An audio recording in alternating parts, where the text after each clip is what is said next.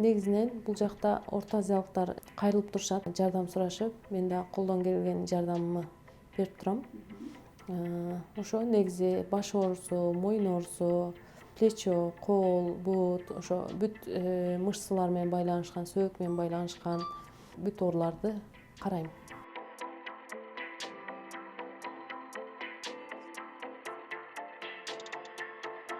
Аркага ийилчи, мындай. Оорубай элеби? Жандарга, бияка. Бияка. Жакшы. Азыр негизи бар эле отуруп неме иштеп аткан үчүн бардык эле кесиптен пациенттер кайрылат. Спортсмендер келип турат, же болбосо офисте иштеген, компьютерде иштеген пациенттер келип турат, же болбосо тракта же таксиде, же болбосо кандайдыр бир сабак карагандар мага окшоп келип турушат. Себеби алар дагы күндө 8-10 саат кыймылдабай отурган үчүн аларда дагы мен айткан демелер бар, симптомдор. Могу жериң ооруп атабы? Бул жерде булчуңдарың тартышып калыптыр, кичине спазм болуп калыптыр. Бул жагыңбы? Башыңда ийсең, ондай кылганда ооруп атабы? Аркага? Ооруп атабы? Биягыраак? Бул жагыраак? Ооруган жок, мындай? Жок. Булчуңдар бир мындай узун болгон бир булчуң болот, эки жакта, омуртканын эки жагында. Ошо булчуңдар, мисалы, могу жерде оорутуп алган болсоң, бул биерде башталат. Анан кийин акырын бул лечение болбосоң, бияка келип, бияка чейин жайыла берет да, себеби ал бир мышца болгончу моундай узунунан. Ошон үчүн азыр сен бул жагың ооруткан үчүн бул жагың дагы ооруп атканы ошонун да байланыштуу, экөө байланыштуу. Эгерде буну жакшы келипсең, эгерде буну лечение кылбаган болсоң, бул жер тырышып тура берип, кийин барып бул жерде омурткаларды бири-бирине тартып, акырын грыжанын пайда болушуна себеп болушу мүмкүн да.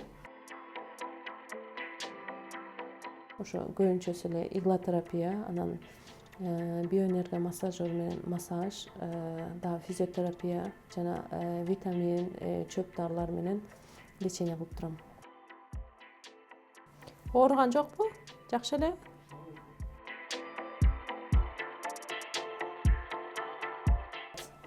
Бул жерде мышцаларың азыр аябай тартылып турат да, ошо ийнени сайганда бул жерде мышцаларың жазылат да, мындай белиңдеги оору да азаят да. Бул ошо трапезиус деген мышца, бул бүт колду кармап турган, моюнду колго байлап турган мышца, чоң мышца. Көбүнчө отуруп иш кылгандар, кечке отура бергендердин ушул жерлери эң көп тырышып талып калат. Бул жер тырышканда анан колду дагы, моюнду дагы кечке оорутат. Жакшы элесиңби? Башың айланган жокпу?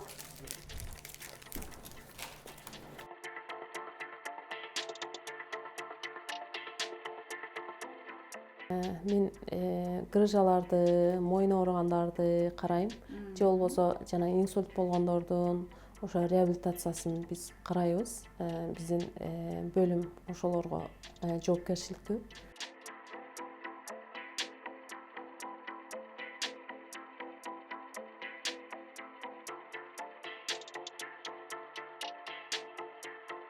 Бүттү. Башың ичи кайра? Ооруган жокпу? Ондай да? Жакшыбы? Бул жерге себеби ийне сайганда сразу неме жазылат да, ошон үчүн оорусу сразу өтүп кеткенин күтөбүз. Бияка алчы. Жакшы. Жеңилдеп калды. Кандай? Жеңилдеп калды. Жеңилдеп калдыбы? Жакшы. Значит, бул ошо мен айткандай эле мышцаларың спазм болгон. Ошон үчүн сразу жазылды. Бир пациентим келген эле, ушундай баса албай келген, бели кармап калып, кыймылдай албай, аны носилка менен алып келишкен. Ошондо алып келишип, анан келгенде аны лечение кылып, укол жасап, иглотерапия кылып, массаж жасап, уже кайра бүткөндөн кийин ал уже туруп өзү басып кеткен. Ошондой деме аябай мени сүйүндүргөн, толкунданткан. ушул сыяктуу аябай көп болот. Көбүнчө ошо бел ооруп, мойун ооруп, кыймылдай албай келгенде иглотерапиядан кийин сразу жакшы болуп кеткен окуялар аябай көп. Андан сырткары Bell's palsy деген пациенттер болот. Булар оозу кыйшайып калганда, моюндун бул жериндеги нерв бар, ошол нерв иштебей калганда оозун ача албай калат, оозу бир жака мындай кыйшайып калат. Ошондой пациенттерим болду. Аларга да иглотерапия менен, физиотерапия менен ошо оозу кайра түзөлүп, жапжакшынакай болуп, ыраазы болуп, рахмат айтып кеткен пациенттерим болду. Ошолор менен до сих пор Facebook'тан мага жакшы сөздөрүн, майрамдарда жазып турушат. Ошон биздин иштин жакшы жагы, аркасынан ыраазы болуп, рахмат айтканы сага ушундай жакшы бир сезим берет. Эми өзүңүз жөнүндө айтып берсеңиз, адегенде сиздин окууңуз тууралуу кеп кылалы. Кайсыл жакта окудуңуз, канча жыл окудуңуз? Анткени сиз өзүңүздүн сөзүңүз бар, ойлоп көрсөм 20 жылдан бери окуп жатат экенмин деп. Эмне үчүн 20 жыл окудуңуз? Мен биринчи 99-жылы медакадемияга баштагам. Анан 2005-6 жыл ал жакта окудум. Бишкекте Кыргыз мамлекеттик медакадемиясында окугам. 99-жылдан 2005-ке чейин ал жакта окудум. Анан 2005-те Түркияга ординатура үчүн тапшырдым. Экзамен аяктан өтүп кетип, анан ал жакка баштадым. 2005-тен 2006-га чейин бир жыл түркчө үйрөнүү курсуна бардым Анкара шаарында. Андан кийин 2006-жылы Анкара университетинин медициналык факультетине тапшырдым ординатура үчүн. Ал жактан физиотерапия жана реабилитация деген бөлүм бар. Ошол бөлүмдө 5 жыл окудум. 2006-дан 2011-ге чейин ординатураны бүтүрдүм. Түркияда, Анкара шаарында. Андан кийин ошол эле жылы Стамбул шаарында Сема деген чоң хоспиталга жумушка орноштум. Ал жактан дагы 2 жыл иштегенден кийин ал Сема хоспитал Фатих университети болуп, университеттин больницасы болуп чоңойду. Ал жерде дагы 2016-жылга чейин иштедим. Ошо анан 2016-жылы бир аз дагы чоңураак ойлонуп Америкага келсекпи деп пландап, анан бул жака келип калдык. Ошо бул жакта дагы деле окуп атам. Бул окууңузга анан токтололу. Азыр болсо ошол Кыргызстанда окуп турсуз, Түркияда окуп турсуз. Мына ушул Кыргызстандагы окууңуз менен Түркиядагы окуунун айырмачылыктарын айтып берсеңиз. Кыргызстанда көбүнчө Россиянын системасы менен окутулат. Түркияда болсо Американын системасы менен окутулат. Ошо айырмачылыгы Кыргызстанда көбүнчөсү эле мындай больницалардан эмес, көбүнчө жанагындай лекция менен, тестирование менен окутат. Түркияда болсо дагы көбүрөөк практикага неме кылып, башында биринчи курстан баштап эле уже больницалардын ичинде окутушат. Бирок мен Түркияда мындай медициналык факультеттин студенти болуп окуган жокмун. Мен киргенде эле уже ординатурага киргендигим үчүн больницанын ичинден неме кылып баштадым. Больницанын ичинде эле биринчи эле иштеп баштадым. Ошо Турциянын жакшы жагы сага неме кылат, башында эле мүмкүнчүлүк берет иштегенге, пациенттер менен ич-иче болуп иштегенге мүмкүнчүлүк берет. Биринчи күндөн баштап эле жаныңа бир сенден чоңураак ординаторлорду берип, ошентип 2-3 ай ал менен чогуу иштейсиң. Андан кийин өзүң полностью өзүң иштеп баштайсың. Анан Кыргызстан менен Түркиянын дагы айырмасы, Кыргызстанда ординатуралар кыска, 2 жылда бүтүрөт. 2 жылда бүтүрөт, бирок ошо бүтүргөндөн кийин дагы ал ошол боюнча толук специализированный болуп эсептелбейт. Ординатураны алгандан кийин эле ошол бөлүм боюнча толук бардыгын билет деп айта албайм. Себеби 2 жыл бир бөлүмдү неме кылыш үчүн кыска, толук үйрөнүп бүтүш үчүн. Ошол жагынан Түркияныкы аябай узун, 5 жыл болгондо уже мен физиотерапия жана реабилитация дегенде уже ага байланышкан бүт нерсени үйрөтүп чыгарат да. Ошого ылайыктуу бүт пациенттерди көрөсүң, реабилитацияда ооруларды көрөсүң, ошолорду дарылайсың, ошентип бүт нерсе башыңан өтөт. Сага диплом бергенде уже сен көз карандысыз уже иштесең болот да. Ошол 20 жыл алган билимиңизди бул жака келип кайрадан улантып жатасыз. Айтайын дегеним, сырт жактан билим алып, сырт жактын диплому менен бул жака келген дарыгерлер бул жака келгенден кийин дароо эле жумушка орношуп кетсе болот бекен? Эмне үчүн сиз кайрадан окуп жатасыз? Анан Америкадагы окууңуз тууралуу айтып берсеңиз, Америкадагы окууңуз кандай болуп атат? Кандай экен негизи эле Америкадагы окуу? Бул жака келип дагы мен эми ошончо окугандан кийин жөн эле отуруп калбайын деп бул жакта да аракет кылып баштадым. Бул жакта Америкада биринчи келип эле иштеп кетиш оңой эмес. Себеби сен башка жактан алган дипломуңду буларга тастыктап көрсөтүшүң керек. Ал деген бул жерде чоң 4 экзамени бар. Ал экзамендерден өтүшүң керек. Өткөндөн кийин дагы бул жактан кээ бир профессорлордон сен реферанс кат алыш керек. Бул докторго ишенсе болот, бул иштей алат деген сыяктуу. Анын үчүн алардын жанына барып практика өтүшүң керек. Ошо мен азыр келгенден бери бир экзаменде өттүм. Бир экзамен үчүн 1 жыл даярдандым. 1 жыл даярданганда да күндө 8-10 саатымды берип даярдандым. Ошо менен биринчи экзаменди 2 ай мурун өттүм. Азыр болсо экинчи экзамениме даярданып атам. Эми экинчи экзаменди да бир 3 айдан кийин тапшырсам деген пландарым бар. Мен билгенде сиз экзаменге аябагандай катуу даярданып жатасыз. Эртең менен кетип, түнкү 10-11ге чейин даярданасыз да. Муну биз баса белгилеп айтып коюшубуз керек. Эмне үчүн мындай катуу даярданып атасыз? Талап ошондой катуубу? Ал кандай экзамен, канча суроо бар? Ушул экзаменди негизи эле сиз кантип тапшырасыз? Ал экзамен дегенде бул 9 сааттык экзамен. Мен өзү жашоомдо көргөн эң чоң экзамен деп айтсам да болот. Себеби мындай чоң экзамен көргөн эмесмин. Себеби бул жерде ошол темалар 6 жыл медициналык факультетте окуганыңда ошолордун баарынан суроо келиши мүмкүн. Азыр мен күнү түн окуп даярданып атам деген десем жаңылышпайм. Себеби ошол 6 жылда окуган бүт темаларды азыр ошо кыска мөөнөттө окуп бүтүп, ошого даярданып чыгышым керек. Ошон үчүн аябай оор болуп атат. Себеби бүтүргөндөн кийин адам убакыт өткөн сайын кээ бир майда нерселер унутулуп кетет. Ошолорду кайра башынан окуп чыгыш керек болуп атат. Ошо анан экзаменде 8 блоктон турат. 8 блоктун ар биринде 40 суроодон болот. Ошондо 320 суроо. Ошого 9 саат убакытта бүтүрүш керек. Азыр ошол кайсыл китептер менен даярданып атасыз? Ошолорду көрсөтүп берсеңиз, анткени мен сиз даярданып аткан, сиз окуп аткан китептерди көрүп аябагандай таң калдым да. Бул мүмкүн Америкадагы медицина тармагынын деңгээлинен кабар бериш мүмкүн.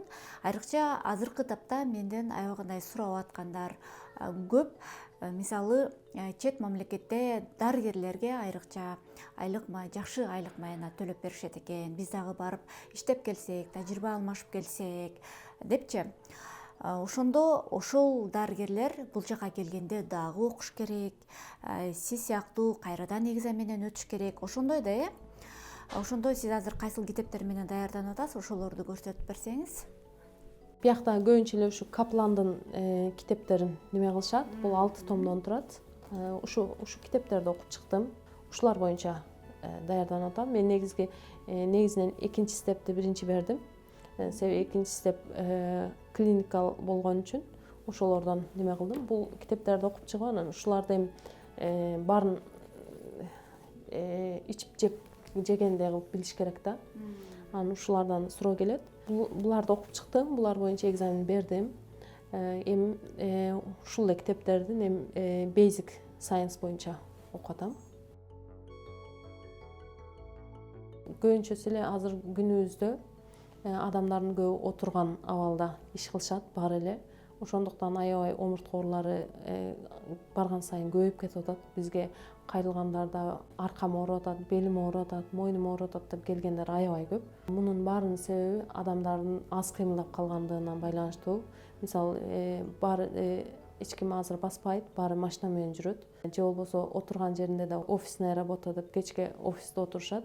Ошо күндө 8 саат, 10 саат, балким 12 саат отурушат.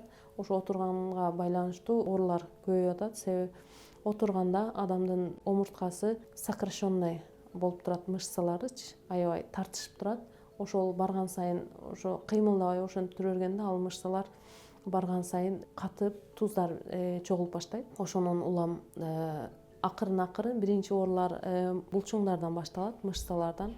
Ал жака туздар чогулуп, андан кийин ал лечение болбосо же физзарядка жасабаса, кыймыл аракетке келбесе, кечке отурганды уланта берген болсо, анда ал жерлер барып мышцалар сокращаться этип кыскарып баштайт. Мышцалар кыскарган сайын анан омурткалар бири-бирине ушундай коюлуп турган омурткалар, аркасында бул жерде мышца бар да, мышцалар тартылганда бунда омурткалар бири-бирине жакындаган сайын ал жерде диск бар омурткалардын арасында, ошо дисктерди мындай эзип алып тышкары мындай чыгып баштайт да. Ал чыгып баштаганын аны грыжа деп коебуз. Ошо күнүбүздө грыжалардын көбөйгөнүнүн себеби ошол. Отурганда физиотерапия жасабаса, ошо булчуңдар катып калып, мисалы аркасы ооруса, мойну ооруса, лечение албай жүргөндө ал уже өтүшүп баштайт. Барган сайынчы көбөйүп баштайт. Себеби мен айткандай эле мышцалар кыскарып баштаса, ал омурткалар бири-бирине тартып, ал жерде дискти эзип баштайт да. Диск эзилип баштаганда ал грыжанын пайда болушуна себеп болот. Ошо грыжа пайда болгондо биринчи симптом бербейт, эч жери оорубайт. Ал акырын чоңой берет. Чоңоюп качан гана нервге басып баштаганда анан адамга симптом берет. Буту же колу, мойнунда болсо колу уюшуп, же белинде болсо буту уюшуп баштайт. Ошентип симптом берип баштаганда уже лечениясы кыйын болуп калат. Себеби ал жерде диск эзилип, жарылып, уже омуртканын каналынын ичине кирип калгандан кийин аны уже операция менен оңдош керек болуп калат. Ага жеткирбей эле негизи лечение алса жакшы болот. Лечение алыш дегенде бул лечениясы оор эмес. Негизи физиотерапия менен, иглотерапия менен, массаж менен лечение алса болот. Анан аркасынан дагы постоянно физиотерапия жасап турганы жакшы болот. Эми ошол сиз өзүңүздүн массаж жасаган аппаратыңызды көрсөтүп берсеңиз, ал аппарат менен кандай ооруларды дарылаганга болот, мүмкүн алдын алууга болот? Энергия точкаларын стимуляция кылат. Организмдеги адамдын аркасынан өткөн меридиандары, энергия жолдору бар. Ошолорду ойготуп, клеткалардын ачылуусуна жардам берет. Бунун мындай шнуру бар. Бул шнурун бул перчаткасы бар. Өзүнүн бул атайын энергияны өткөрүүчү перчаткасы бар. Буну кийип алып, мондай эки колубузга кийебиз. Анан монтип кийип туруп, буну бул жака байлап, мондай. Анан ушу перчатка менен кошулуп неме жасайбыз да. Мондай. Мондай байлап, анан адамдын аркасына мондай неме кылып, ойготуп, стимуляция кылып массаж жасайбыз. Бул жерден ар пациенттин немеси ар түрдүү болот. Сезүү точкасы. Ошого карап көбөйтсөк болот. Бул негизинен ошо кан басымы жогору болгондорго, сахары болгондорго, же болбосо аябай ожирение болуп, ошодон арыктайм дегендерге, же болбосо негизи эле аябай чарчап, стресстүү иште иштегендер баарына жакшы жардам берет. Умственная отсталость болуп, же аутизм менен ооругандар, ДЦПлар, аутизмге ошолорду дагы аябай жакшы дарылап атабыз. Бул неме менен кошумча дары чөптөрдү дагы беребиз. Ошол менен жакшы результаттар алып атабыз. Еще мен бир пациентим бар эле, бул менен бетине аябай угру чыгып кеткен кызды дагы лечение кылганбыз. Ал дагы жакшы результат берди. Угрлери жок болуп, бети тазарган да. Кайсыл жердин кызы болосуз? Мен Ош областынын Ноокат районуна караштуу Кожек айылынын кызы болом. Негизи мен врач болгонумда ата-энемин аябай чоң салымы болгонун айтып кетишим керек. Себеби алар да врач болгон үчүн аларды көрүп, мен больницаларга, ошо врачтар менен аябай көп мамилем болгон кичинемен эле. Ошо кичинемден мен врачтан башка кесип жок болсо керек деп ойлочу элем. Ошентип эле чоңойдум. Кийин ошол жолдо өзүм аракет кылдым. Ошо учурдан пайдаланып апама, атама чоң салам айткым келет. Аллах ыраазы болсун сиздерден. Ошондой эле Ош шаарынын Ноокат районунун Кожек айылына чоң салам. Жалпы Кыргызстанга салам, Жалпы Кыргызстанга да чоң салам.